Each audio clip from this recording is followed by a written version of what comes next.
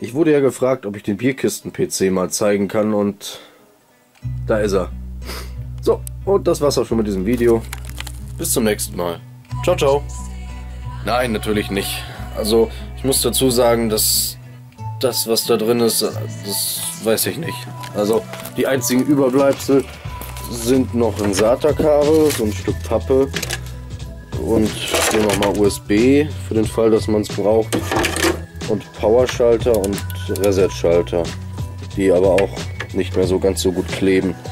Und das hier liegt da wahrscheinlich auch nur drin, weil ich es irgendwo gefunden habe und einfach da unten reingeschmissen habe. Ja, und das ist schon mal das Mainboard hierfür. Das Kuriose ist, das kommt von der Marke Biostar oder Biostar. Und die Marke gibt es, glaube ich, so nicht mehr. Da gibt es keine aktuelleren Mainboards mehr für, meine ich. Nagelt mich nicht drauf fest. Ich weiß nur, dass es die so nicht mehr gibt, so wirklich. Habe das mal irgendwie für 10 oder 15 oder vielleicht auch 20 Euro bekommen. Mit 4 GB RAM und einem Athlon X2 4800. Das hat, glaube ich, 2,8 GHz oder sowas. Weiß ich nicht genau, reicht aber auch vollkommen aus für das, was hiermit mal vorgehabt war. Sagt man das so? Weiß ich nicht. Ich habe das Ding ja mal in irgendeinem Video gezeigt und ich glaube, hier war dann auch noch ein Mainboard drauf und das war auch etwas, so ein Mainboard von einer Marke, die es so nicht mehr gibt. Muss mal kurz nachdenken, welche Marke das war.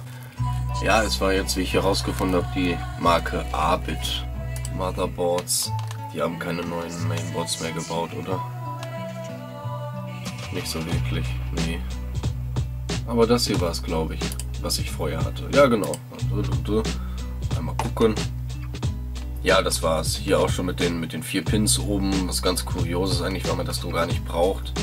Habe ich irgendwann mal so als Defekt mit anderen Mainboards verkauft. Und das hat dann auch irgendwann war es kaputt und ja. Ein Freund von mir, Lukas, vielleicht seht ihr das Video ja auch, hat sich auch einen Bierkisten-PC gebaut. Den benutzt er jetzt als normalen PC. Hatte da auch ganz lange dieses Mainboard drin. Vorher ein Mainboard aus einem PC, den er mal von einem Bekannten bekommen hat. Das war irgendwie was Acer Eigenmarkenmäßiges. Da war es, glaube ich, Foxconn und das Ding war dann kaputt und dann hat LAN nicht funktioniert, Audio auch nicht. Ich kann auch nicht ausschließen, dass hier drauf LAN und Audio funktionieren. Irgendwie ein Problem hatten wir auf jeden Fall immer gehabt, bis ich ihm dann so eine FM2 Mainboard die ganze Zeit mal reserviert hatte und dann habe ich ihm das mal eingebaut und da hat er auch zwischendurch eine SSD bekommen und der PC läuft auch jetzt immer noch. Festplatte wird diese 500 GB Festplatte sein, die habe ich noch nicht getestet, also ideal, um es jetzt mal auszuprobieren. Und das Netzteil, das ist das hier, das habe ich ja als funktionierend gekauft und ich möchte wissen, ob es tatsächlich funktioniert, aber wie man schon hört, sollte das Netzteil nicht von alleine angehen und hier vorne steckt auch nichts drin. Weiß ich nicht, vielleicht verschwindet das Fiepen ja, ich habe das nochmal und ich frage mich, warum das jetzt an ist. Vielleicht platzt ja gleich was. Auf jeden Fall wird dieser Piepton immer tiefer. Aber warum ist es an? Das verstehe ich nicht. Ich verstehe es nicht. Boah, hör auf. Kehr. So, und hier ist übrigens nochmal das andere Netzteil, habe da ja 2 von. Ja, wo macht man es denn jetzt nochmal an? Hier, glaube ich, ne? Ja. Und wie man hört, gibt es hier kein hässliches Fiepen mehr. Das Netzteil hat sich erholt. Und die Festplatte rebelliert auch nicht mehr, indem sie einfach an- und ausgeht. Ja, auf jeden Fall werde ich das jetzt erstmal ausprobieren. Das kommt raus. Das alte Mainboard hat hier gesessen. Erkennt man daran, dass ich da was ausgeschnitten habe für die PS2-Anschlüsse. Habe ich zwar nie benutzt, aber ich wollte sie trotzdem hier drin haben. Was ist das hier? Was soll das? Ja, und jetzt kommt als erstes mal das Netzteil hier rein und dann baue ich das ein bisschen zusammen und gucke mal, wie man das lassen kann.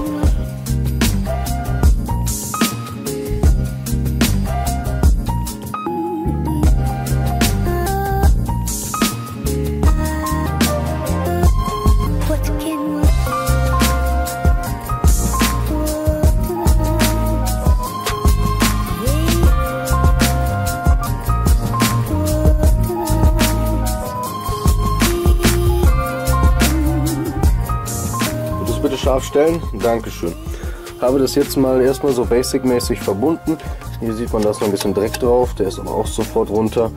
Wärmeleitpaste ist drauf. Der Kühler kommt aus dieser Kiste hier. Ich habe ja ganz viele Kühler weggeschmissen. Wenn, dann kann man sowas erst recht nicht benutzen. Da war nur sowas dabei. Das wird zwar funktionieren, aber die sind total laut. Und hier muss dann noch ein spezieller Lüfter drauf. Das hier sind all meine Lüfter. Habe ich alle mal schön einsortiert. Habe mich dann für so einen Lüfter hier entschieden. Ich glaube, der kommt aus einer originalen Xbox noch. Ich habe alle Lüfter durchgetestet. Die Lagerschaden hatten, habe ich direkt weggeschmissen. Die brauchst du nicht behalten. Der hier hätte auch gepasst. Den hatte Lukas auch da drauf gehabt. Der leuchtet blau. Was ist das? Das ist blaues Licht. Was macht es? Es leuchtet blau. Und wie jeder vernünftige Mensch sollte man, weiß ich nicht, so eine Kiste haben mit irgendwelchen Schrauben. Habe ich hier zum Beispiel drin. Und da habe ich mir dann irgendwas rausgesucht, was dann hier passt. Hier, das waren solche Schrauben. Für solche Metallkühler kann man am besten diese Schrauben benutzen, weil die drehen sich da wirklich rein. Pieper ist angeschlossen. Der Lüfter hier, oh, der wird einen Kurzschluss machen, so sehe ich gerade. Ja, sollte wohl klappen. Und weil das Ding ja von alleine angeht und es das jetzt nicht mehr tut, okay.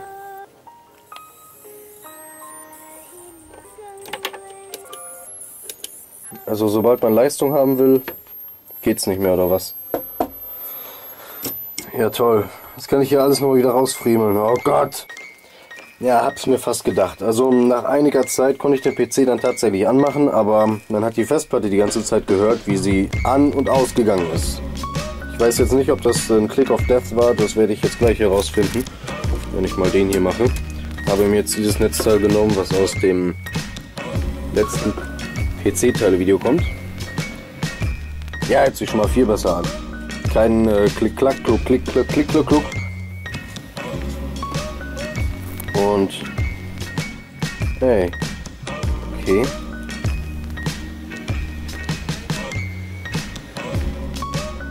Ja, das kennt man ja von den meisten Mainboards, wenn sie kaputt sind. Oh.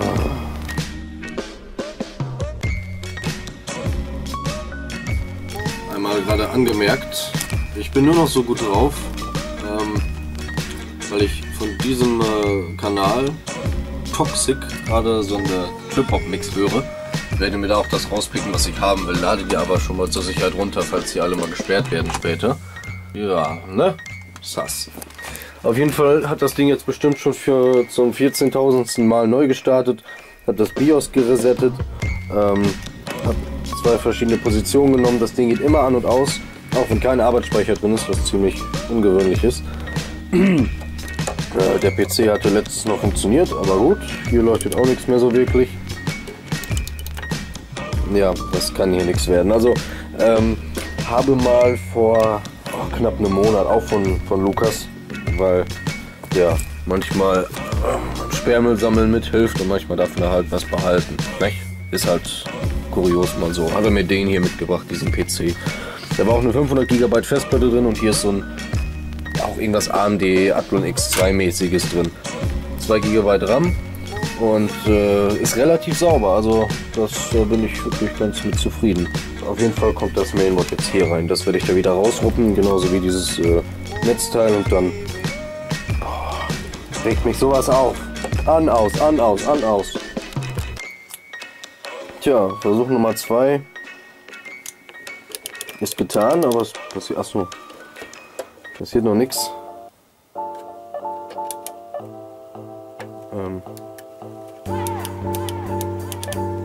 Hallo? Ach so.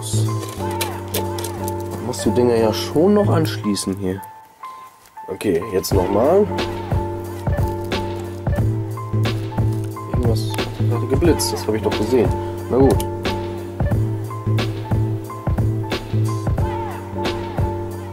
Ah, ist gleich viel ruhiger. Aber ich habe den Pieper vergessen. Brauche ich den? Irgendwas will der mir sagen, das Ding blinkt.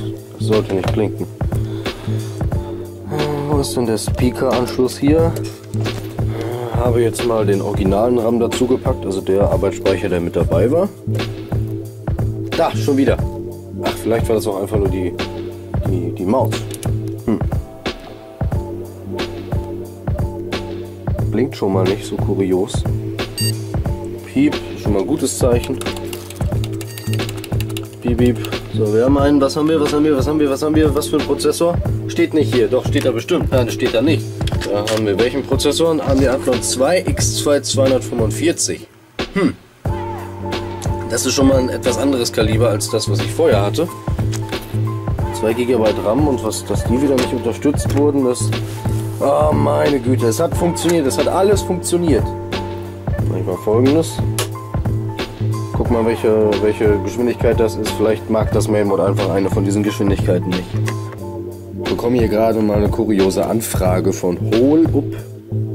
Und dann einfach nur was Stück, 20 Stück. Da unten drunter ist die Telefonnummer, die verdecke ich jetzt mal, damit dann niemand anruft und irgendwas predigt. Und ich habe einfach mal was Stück, 10 Stück geschrieben.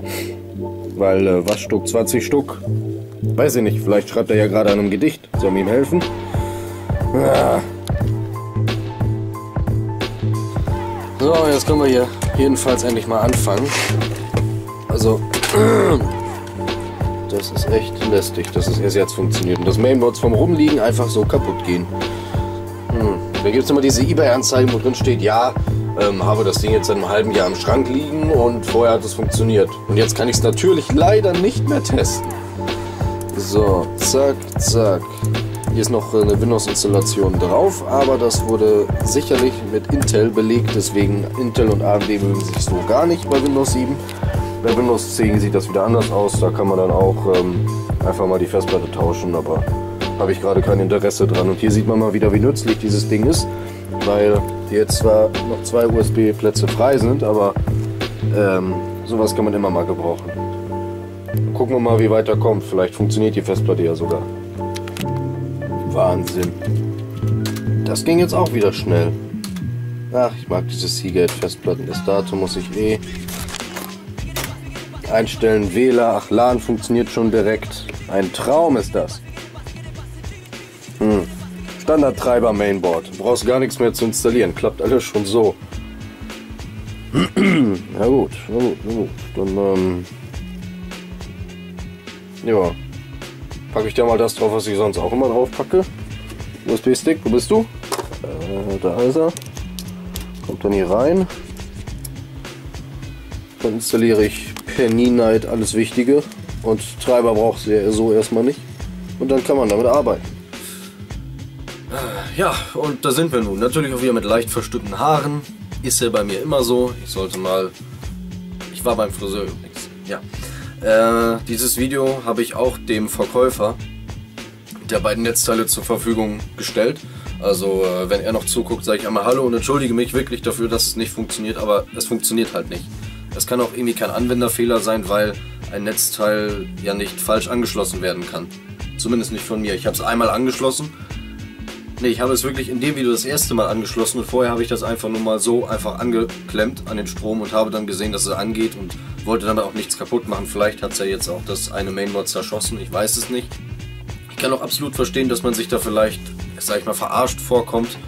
Mir ist sowas aber auch mal passiert, hat man eine Playstation verkauft und dann, weiß ich nicht, weil die kein Deutsch konnten irgendwie so vernünftig, hat sich dann die Caritas mit mir in Verbindung gesetzt und Hassmails geschrieben und dann habe ich einen